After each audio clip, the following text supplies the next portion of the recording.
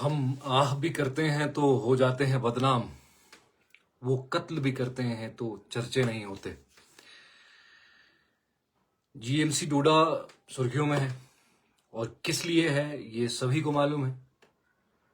हालांकि सुर्खियों में बहुत पहले से होना चाहिए था और हमारा जो सेहत का निज़ाम है, तिब्बी जो सहूलियत है, अस्पताल हैं, वो सब जो है वो सुर्खियों में हमेशा रहने चाहिए थे, लेकिन रहते नहीं हैं। लेकिन जब भी कोई आवाज बुलंद होती है तो उस आवाज को दबाने की कोशिशें हमें देखने को मिलती हैं। जिस तरह से आज इलेक्टेड रिप्रेजेंटेटिव की आवाज को दबाने की कोशिश की गई है, एक इलेक्टेड नुमाइंदे की आवाज को क्रश करने की कोशिश की है। पुलिस, इंतजामिया, एडमिनिस्ट्रेशन, सारा अमला, सिस्टम ताम झाम एक आदमी को दबाने में लग गया कि इसको चुप करवा दो भाई साहब। इसको चुप करवा दोगे तो तमाम चीजें जो हैं वो तमाम सब चुप हो जाएंगे, खामोशी हो जाएगी हर तरफ। जीएमसी की हकीकत आप सबके सामने है, उसमें आप सब गवाह हैं। जीएमसी हो या आपके आसपास के इलाकों के अस्पताल हो, आप सब जानते हैं कि आपके साथ वहां सलूक क्या होता है। मैं अपना तजुर्बा बताऊं, कई साल पहले कुछ सेहत के इश्यूज थे और सरकारी हॉस्पिटल जाना हुआ, तो अब ऐसा हो गया है कि सरकारी अस्पताल जाने से बेहतर ये लगता है कि भाई साहब अगर कोई बीमारी होती है, लाइलाज होती है तो मरा जाए, सरकारी हॉस्पिटल ना जाया जाए। क्योंकि सरकारी हॉस्पिटल में सेहत भी और बिगड़ जाती है और साथ साथ इज्जत नफ्स को भी ठेस पहुंचती है। क्योंकि जब सरकारी दफ्तरों में या सरकारी अस्पतालों में हम जाते हैं तो हमको मालूम पड़ता है कि हमारी औकात एक जानवर की जैसी है, जिसको लाठियों से कभी इधर खदेड़ा जाता है, जिसको लाठी से कभी उधर खदेड़ा जाता है, जिसको फिर कभी कभी उसके जिस्म के हिस्से निकाल के भी बेचे जाते हैं। तो ये अस्पतालों में हमारी हैसियत है।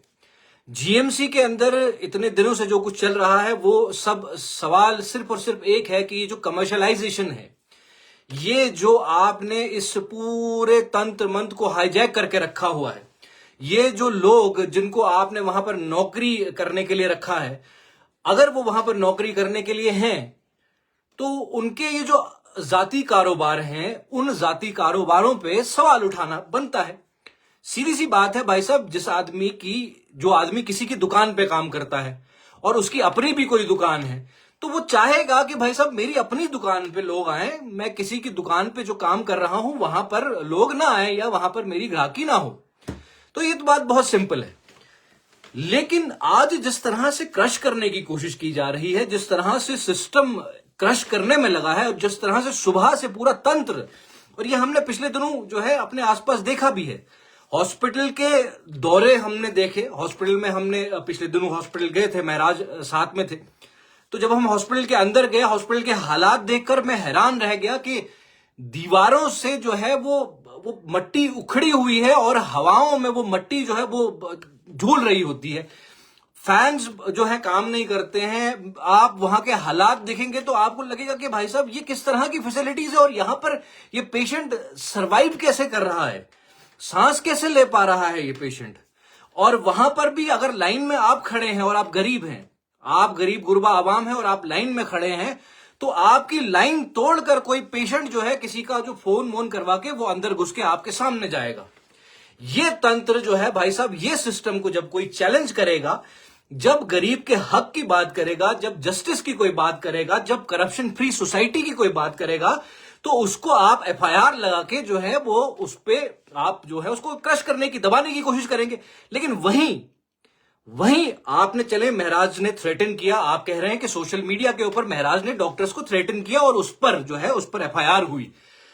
अरे वो 22 साल की जो लड़की जिसने जान गंवाई, जो प्रेग्नेंट बच्ची थी, जो अभी कुछ दिन पहले जान गंवाई थी हॉस्पिटल में, और सीधे से इल्जाम है और मालूम भी है कि आपको आपकी नेग्लिजेंस थी। नेग्लिजेंस नहीं थी, आपकी इंटेंशनल जो आपने जो है वो गलती की और उस बच्ची की जान गई। उसके बदले में किसी के ऊपर एफआईआर लगी क्या? उसके बदले में किसी पे एफआईआर लगी? उसके बदले में कोई सस्पेंशन हुई? उसके बदले में कोई कार्रवाई देखने को मिली? नहीं, उसकी सजा किसी को नहीं मिलेगी। तभी मैंने शुरू में ही कहा कि हम आह भी करते हैं तो हो जाते हैं बदनाम, वो कत्ल भी करते हैं तो चर्चे नहीं होते। जिस तरह से मैंने सुना था एक डॉक्टर साहब को बोलते हुए कि भाई साहब, एक फाइल पे उन्होंने कहा कि डॉक्टर साहब जो है फाइल पे बड़े डॉक्टरों के नाम लिखे होते हैं, लेकिन वो आते नहीं है देखने के लिए।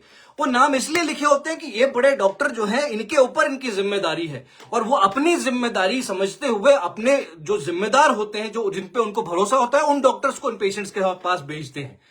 तो भाई साहब, अगर उस फाइल के ऊपर भी, उस 22 साल की फाइल के ऊपर भी, उस लड़की की फाइल के ऊपर भी किसी एचओडी का नाम था, तो उस एचओडी को अभी तक क्यों नहीं पकड़ा गया?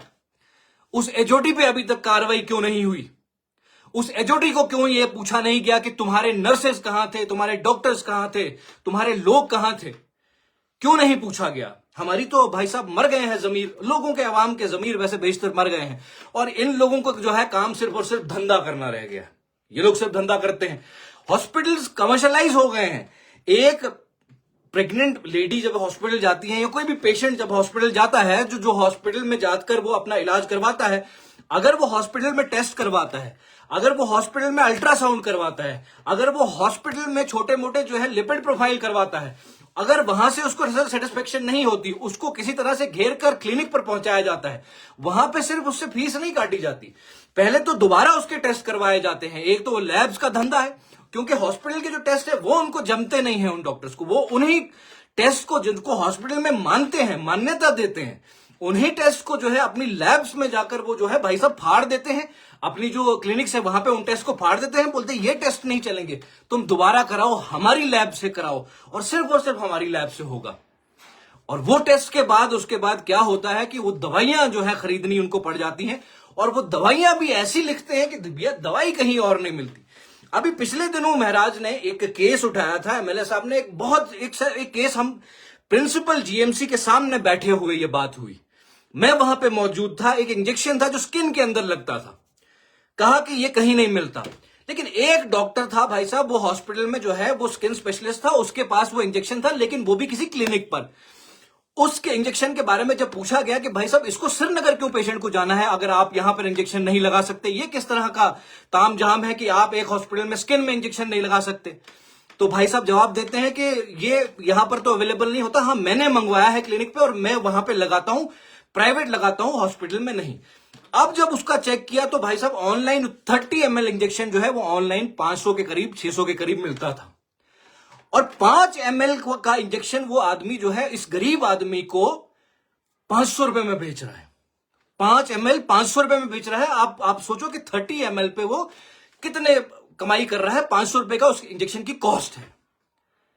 इस कदर बेरहम हो गए हैं। मैंने इनको पिछले दिनों वहां पर घूमते घूमते, मैं डायलिसिस सेंटर की अब फिर बात करूंगा, डायलिसिस सेंटर में ये लोग कितनी जाने ले चुके हैं हमें अंदाजा नहीं है, और उस पर चुप्पी है। उस पे कोई आपको कहीं जो है वो कोई बात करता हुआ सुनाई नहीं देगा, उस पे कुछ कहता हुआ सुनाई नहीं देगा। एक डायलिसिस सेंटर के अंदर जहां किडनी फेलियर के पेशेंट आपको जो है अंदर नजर आते हैं, वो किडनी फेलियर के पेशेंट भाई साहब वहां पर डायलिसिस सेंटर में जाते हैं, उनको यह पता ही नहीं होता कि हमारी जिंदगी रिस्क पे लगा दी गई है। अब वो कैसे, मैं आपको बताता हूं। बड़ी दिलचस्प कहानी, बड़ी दिलचस्प कहानी है, सबूतों के साथ बताऊंगा कि भाई साहब, लेकिन उस पे मैंने डीसी साहब को फॉरवर्ड किया। मैंने परसों वो डीसी साहब को फॉरवर्ड किया है राइटिंग में कि डीसी साहब ये जो है डायलिसिस सेंटर में बैठे स्टूडेंट्स, इंटर्न्स, वो इंटर्न्स जो है डायलिसिस सेंटर में बैठ के ये लिख रहे हैं कि ये यहां पर पेशेंट्स की जिंदगी के साथ खिलवाड़ कर रहे हैं, लेकिन कोई जवाब नहीं आया। क्यों? क्योंकि भाई साहब मैं आम आदमी पार्टी का हो सकता हूं, मैं फला पार्टी का हूं, लेकिन इनको पार्टी पॉलिटिक्स में क्या इंटरेस्ट है ये समझ में नहीं आता।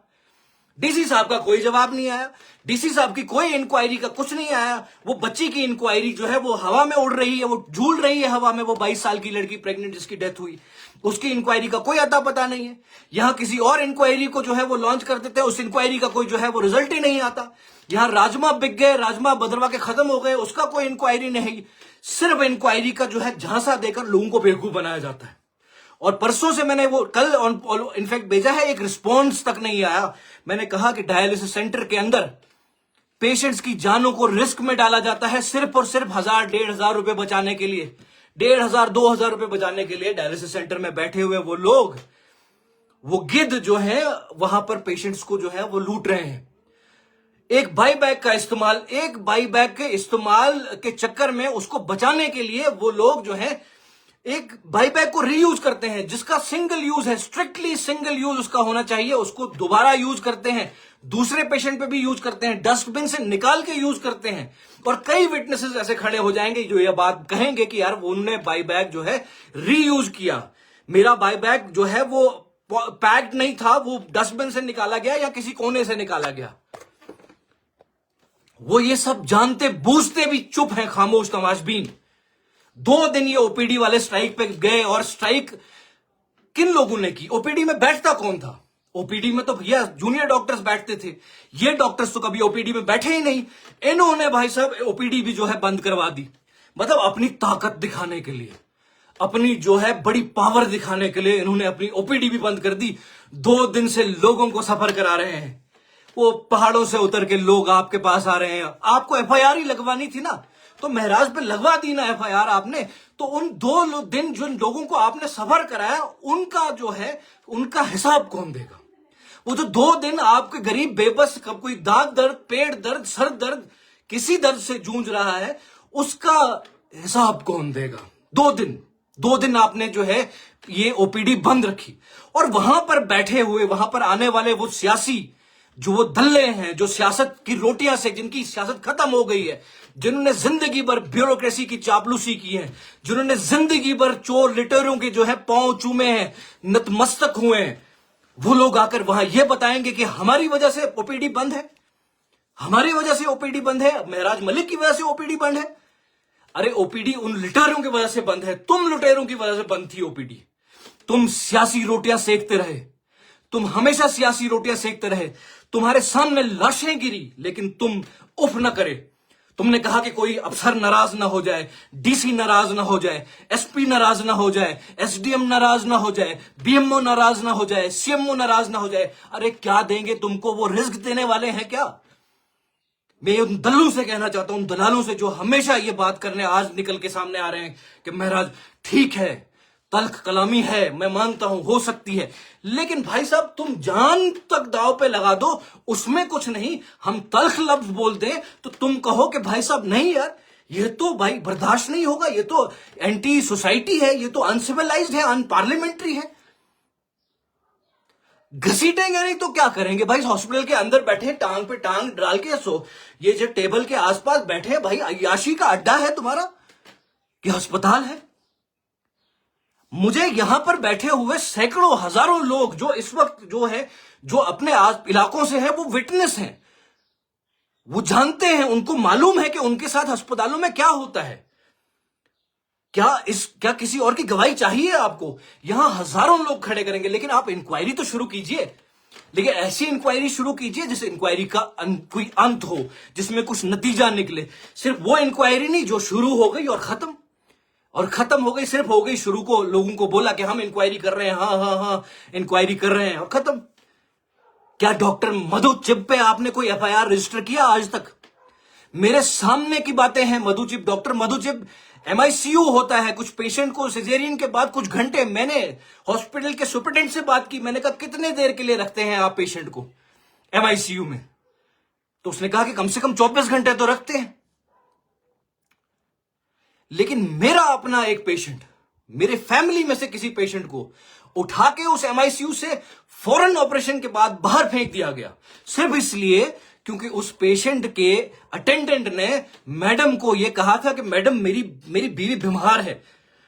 फ्रस्ट्रेशन में कहता है ना, जिसका पेशेंट वहां पर गया होगा, आप सोचें कि अपनों की कीमत पता है ना, आपके लिए तो भेड़ है, आपके लिए तो जानवर है, आपके लिए तो जो है वो ग्राहक है। लेकिन हम जो हॉस्पिटल में जाते हैं, लोग जो हॉस्पिटल में जाते हैं, उनके लिए वो पेशेंट उनका सहारा, उनका साथी, उनका हमदर्द, उनका फैमिली मेंबर होता है, जिसके इर्द गिर्द उनकी दुनिया होती है। तो उस बेबसी में शायद कभी वो तल्ख कलामी कर भी जाते हैं, ऊंची आवाज में बोल भी जाते हैं, शिकायत करने लग जाते हैं। तो इसका मतलब ये थोड़ी ना है कि आप जो है उनसे इस तरह का बर्ताव करेंगे। उसी टाइम डॉक्टर मधु ने उस पेशेंट को सर्जरी के ठीक आधे घंटे के अंदर उठाकर गायनेकोलॉजिस्ट वार्ड में पहुंचा दिया। क्यों? क्योंकि उसका ईगो हर्ट हुआ था, डॉक्टर मधु का ईगो हर्ट हुआ था। हमारे यहां डॉक्टर जो बैठती है वो महीने में 20 दिन गायब रहती है। एक डॉक्टर हमारे पास है, ये कहते हैं कि चलो हमारे पास स्टाफ कम है, लेकिन जो है वो कहां होता है? उसका ज्यादा ध्यान, फोकस सिर्फ और सिर्फ अपनी क्लिनिक पर है। उसका फोकस पैसा कमाना है। हमारे टैक्स के पैसे से उसने भाई साहब पढ़ाई की है। ठीक है, तुम्हारी काबिलियत थी, तुमने क्वालिफाई किया, लेकिन तुमने जो पढ़ाई की वो हमारे टैक्स के पैसे से पढ़ाई की। हम टैक्स देते रहे सरकार को और तुम पढ़ते रहे, और उस पढ़ाई के बाद तुमको इसी सरकार ने हमारे टैक्स के पैसे से लाखों की सैलरी दी या नहीं दी?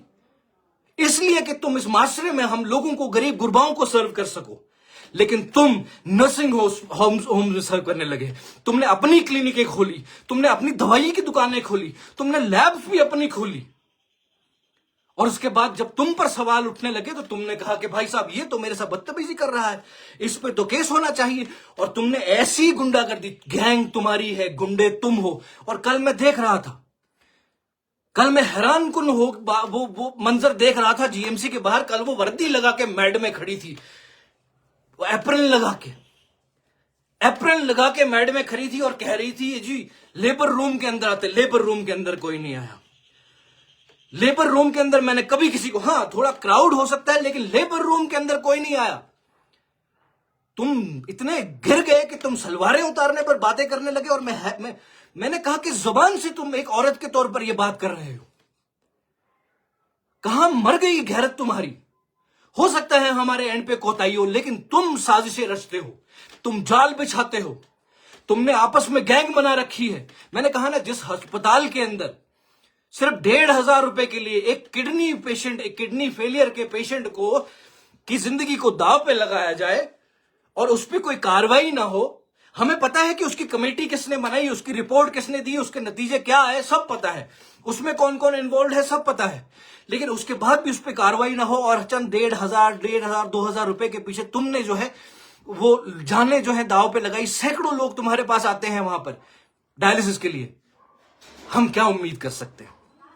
हम क्या ही उम्मीद कर सकते हैं? हम क्या भरोसा कर सकते हैं? आप ट्रस्ट बिल्डिंग करते ही नहीं हैं।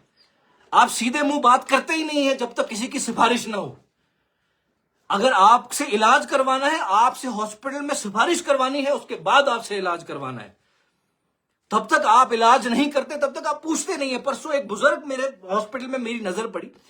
बहुत अनफॉर्चुनेट है, उस बुजुर्ग को भद्रवा से जाना हुआ। वहां पर वो हॉस्पिटल के अंदर बैठा हुआ था, वो लेटा हुआ था, पेन से चीख रहा था। मैंने कहा चाचा कहां से आए? उसने कहा भद्रवा से आया। मैंने कहा कब आए हो? वो तो सुबह 12-1 बजे के करीब आया।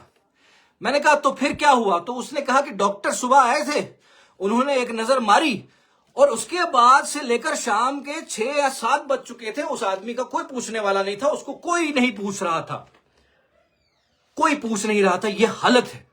कई घंटों वो दर्द से तड़पता रहा, बिलखता रहा, लेकिन कोई नहीं पूछता।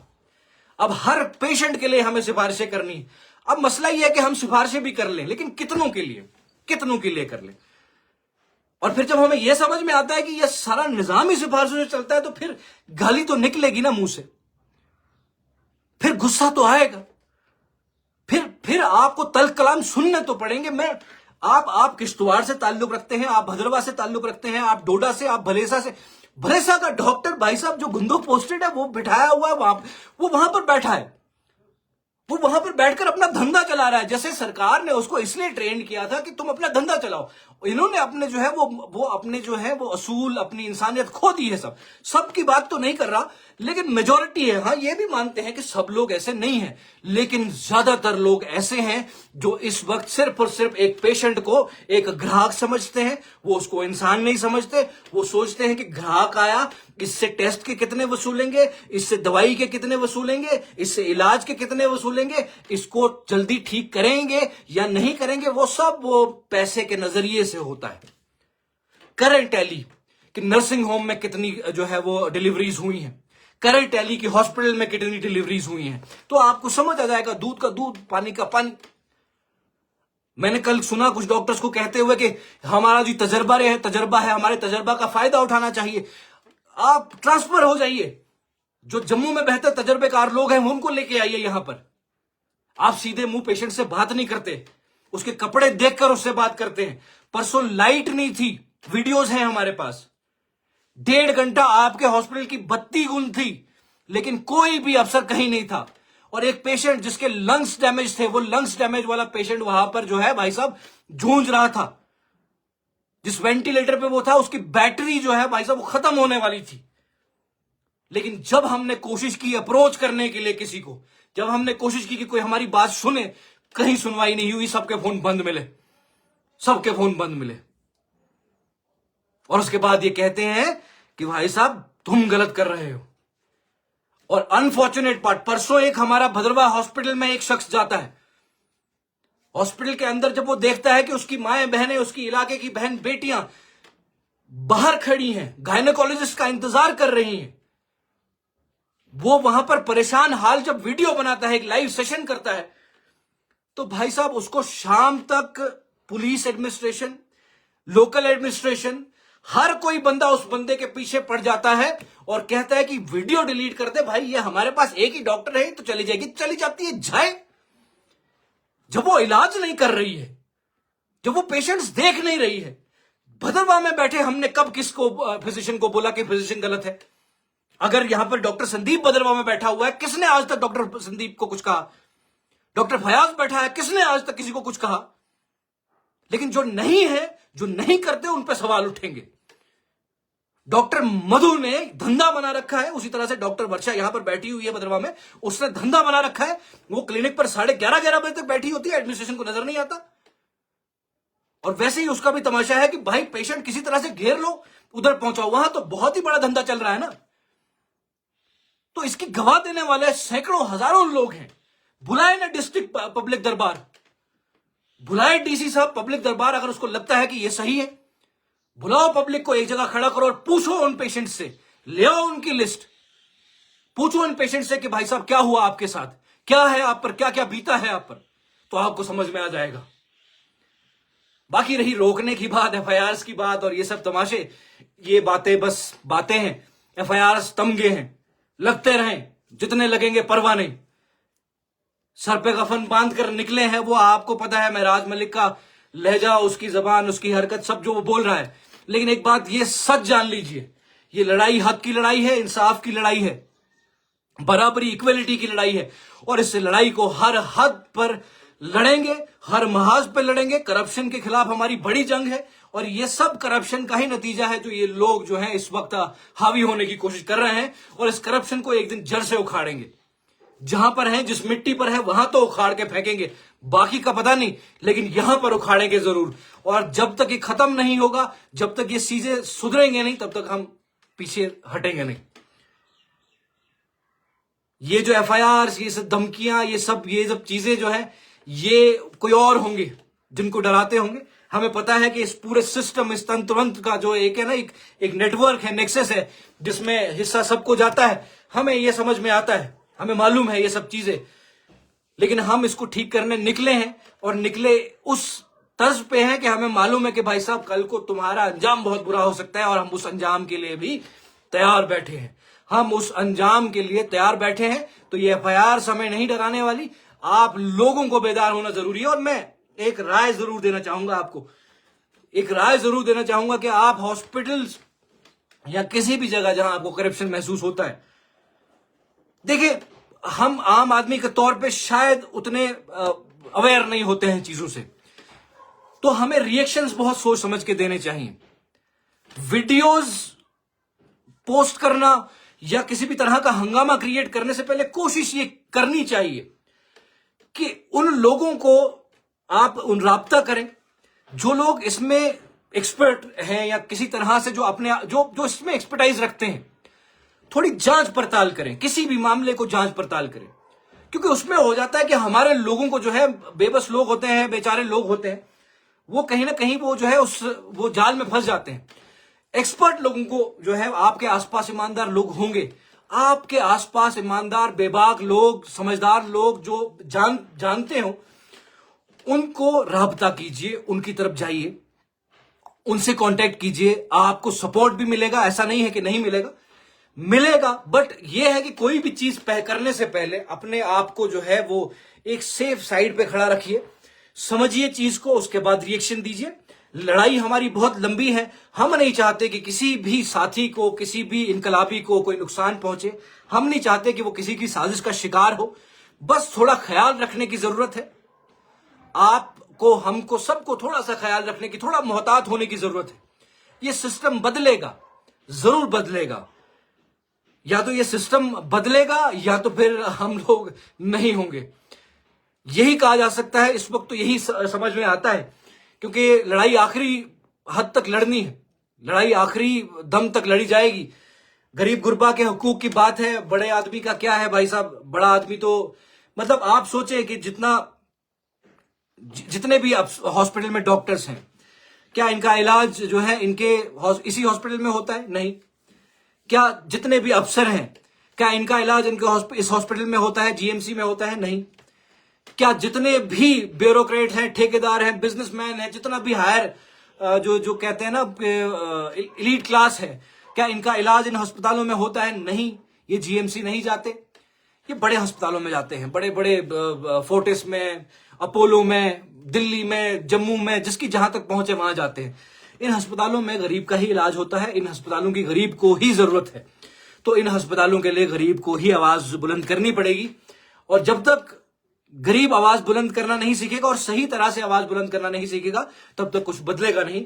लड़ाई जारी सारी रहेगी और इंशाल्लाह बदलाव आएगा, एक दिन जरूर आएगा। हौसले नहीं हारने हैं। जो हुआ वो कंडेम करते हैं।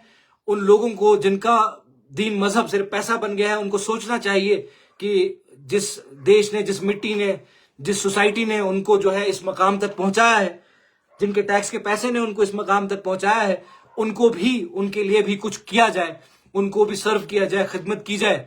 और ये जो करप्ट प्रैक्टिसेस जीएमसी के अंदर चल रही हैं, उन प्रैक्टिसेस को जो है फौरी तौर पर रोक देना चाहिए। हॉस्पिटल के अंदर अगर कोई लोग ये कहते हैं कि हम गलत नहीं है, हमने कभी कोई गलत हरकत या गलत काम नहीं किया, तो उनको भी चाहिए कि इस सिस्टम के खिलाफ जो उनके सामने हो रहा है, जो उनके अंदर सामने चोरी हो रही है, उसके खिलाफ वो भी आवाज उठाएं। उन स्टूडेंट्स को सलाम है मेरा, जिन स्टूडेंट्स ने डायलिसिस सेंटर की आवाज उठाई। और मुझे बड़ा अफसोस हो रहा है कि अभी तक उस पर कोई कार्रवाई हमें देखने को नहीं मिली। लेकिन जब तक नहीं होगी तब तक वो है, कहते हैं ना, जब तक तोड़ेंगे नहीं तब तक छोड़ेंगे नहीं। तो ये जो एफआईआर्स हैं, ये तमगे हैं, लगते रहें। ये अवाम के हक के इंसाफ की लड़ाई में, इस रास्ते में लगने हैं, इसमें कोई परवाह नहीं है। जुड़ने के लिए बहुत शुक्रिया। आपके हौसले के चलते जो है हम लोगों को भी हौसला मिलता है।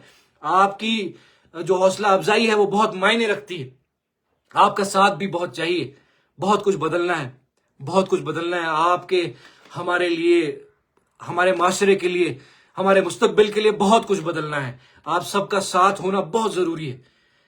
आप सबके कमेंट्स तो आते हैं, लेकिन जब कभी अस्पताल की बारी आए, जब कभी स्कूल्स की बारी आए, आपका साथ खड़े रहना बहुत जरूरी है।